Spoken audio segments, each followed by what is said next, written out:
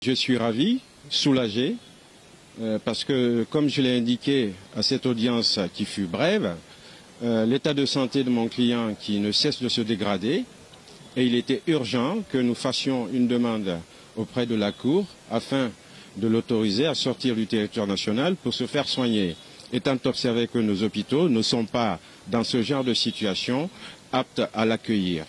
Et là-dessus, je pense que une mention spéciale, bien sûr, pour la partie civile qui a eu une oreille attentive, également le ministère public qui a eu une lecture absolument humanitaire de ce dossier.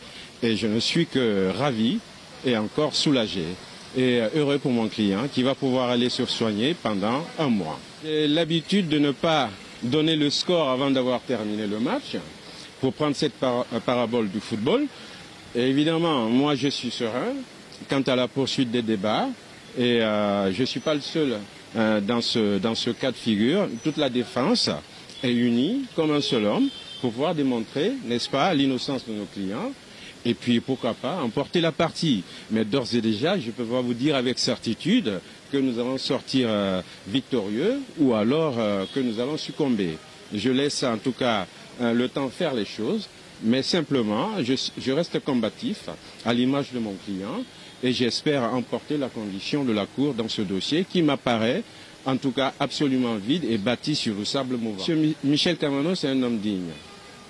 Il a assumé de grandes responsabilités dans ce pays. Il a été à la retraite. Il s'est lancé en politique pour continuer à servir la nation. Il est devenu premier questeur de l'Assemblée nationale en tant que doyen.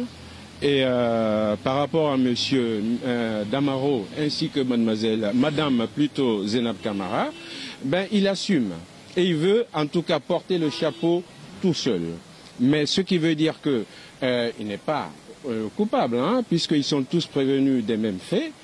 Simplement, il assume son rôle, en tout cas, de meneur d'hommes. Et en tout cas, on le sent.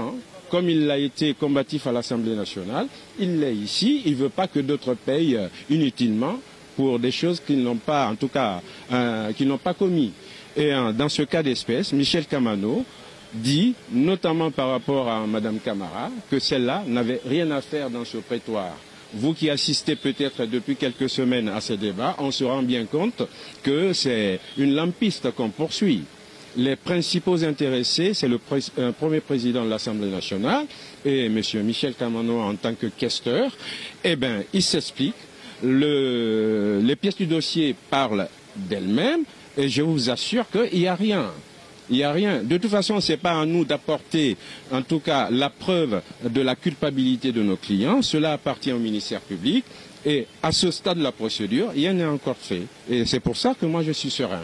Mais par contre, je ne peux pas annoncer le score avant d'avoir terminé le match.